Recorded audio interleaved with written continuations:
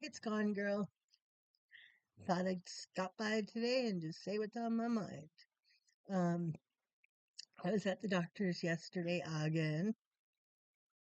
My unfavorite hobby that I have now. Um, it was good though. She explained a few things. I have a hard time breathing when I sit up or I sit in my electric chair or any wheelchair.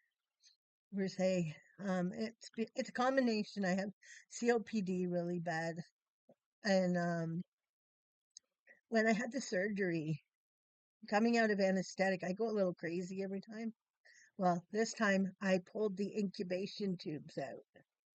Like I just yanked them. I wasn't fully awake, but I just took my hand and I yanked them all out and I damaged my lung on one side with the tube and one side of my nose here. So breathing is a little more obstructed now than it was before. Um, but and the COPD is my fault anyways because I smoked. I quit smoking, I think, last May, something like that. And so I'm paying the consequences of what I did to my own body. Um, but it's really hard. But my doctor was kind of glad to see me. Hadn't seen them for a while. So they're doing some more tests. Um, they have to check my colon and my and of course the mammogram because of the cancer being metastasized to different areas. We want to make sure we catch them all. I'm a little worried more about the colon because I they tried to take my bowel, I'd say about 5 years ago, and I wouldn't let them. I actually signed out of the hospital against medical advice and came home. I went, nope, you are not doing that to me. You're not putting that bag in. I cannot look after that. Like, sorry, wrong person. So we're doing some investigation there. See, that's what I mean. When you go to a doctor, they find things, and then they send you to another doctor, then to another doctor, and to another doctor. I feel like a make work project that I'm keeping all these doctors. They're sharing the wealth, But what can you do? I'm very fortunate.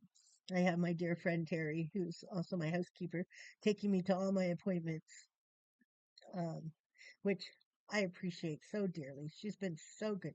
She's been through, even when I had the 6.5 hour surgery, she stayed at the hospital and she prayed the whole time. And she looked after my mom, who was down for my surgery from out west. Um, my mom, of course, wants to come back. She calls me almost every day. And I'm saying, Mom, I'm fine. Like, don't worry. Even I worry sometimes, like, look at my face. The swelling is just getting bad again. My incision's down in here, it's tight, it's strangling, and but it's swelling up in front. And here, there's no feeling. There's still no feeling. It's been months and months and months and months. No, no healing, even on the side here, because they took the glands off the side as well. Um, that's I don't know. Well, I want to say something more about the Sebastian Rogers case. I keep watching different channels and stuff, and my heart is broken for this child. It's a money making circus. Everybody's making money. Caller channels are making money.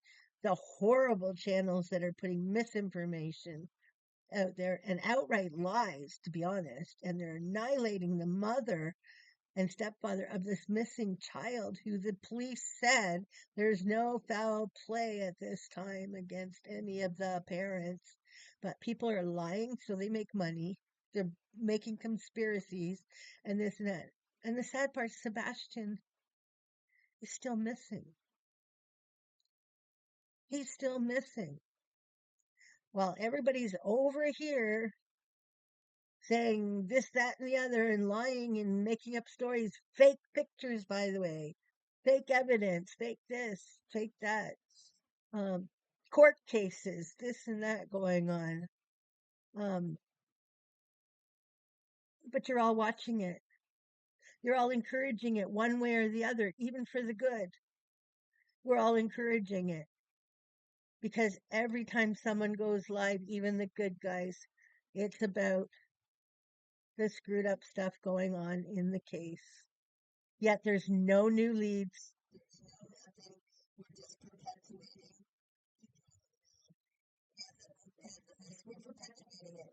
We are hand in hand perpetuating it. If we stopped talking about the misinformation, maybe they wouldn't get as much traction. Because the bigger channels that if they stopped talking about it, they wouldn't have as much traction. But then again, it goes down. Everybody's making money. It's so sad. It's so sad. I pray that we find Sebastian Wayne Drake Rogers out of Tennessee. I do. Um, I really do. No child should have to go through what these channels are putting his family through. He would be horrified. He would be horrified. But you know me, I have lots of opinions. They don't mean much, but that's my opinion. But anyways, it's a sunshiny day here. It's really cold, but I have a floor to ceiling window in a corner of my living room, like two sides. So an actual triangle shaped area. Um, it's beautiful, sunshiny, but I have my kitchen window open and it's a little chilly. But I don't like the heat, so I. Oh, and I found out I'm pre-diabetic. I don't even know what that means. I know what diabetes is. I don't know what the pre means, so I'm gonna have to look at my diet, change it around. I gotta smarten up there too. Um, I know I say a lot. I'm sorry. I'm on so much medication, and that um because I have extremely bad um muscle and bone degeneration, so I'm on a lot of morphine and stuff like that. Oh, I have something else I want to say. I think I owe people an apology. I was falling asleep the other night and it came to me. I know in some of my videos and in quite a few of my videos I talk about the attic. Okay, I realize that I shouldn't really have labeled him that, even though he is. Now, I want people to know he's in active addiction.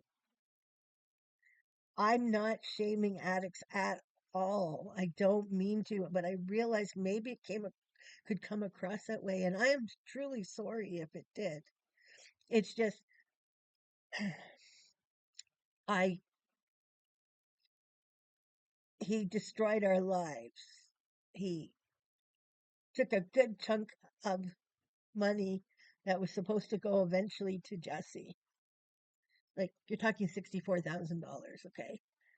And he's done a lot of harmful things to us. So I'm sorry if it came. I, I listened back and I thought, I'm so sorry. I was talking about someone in active addiction. I'm not. I don't. I haven't had another addict in my family. Two addicts in my family. So, but they were not in active addiction. So I didn't. I don't know. I'm misspeaking, and I just want to apologize if it comes across as any certain way. Um, it was just I didn't want to say his name, and the situations that I was talking about was when he was here, what he was doing, and then when he left. So I, but I realized when I was going to bed that that comes across not very judgmental, and I didn't mean it that way. But anyways, May the sun shine no matter where you are because it comes from the inside out. Be good to each other, be kind to each other, and hug your kids. This is gone, girl. She's gone.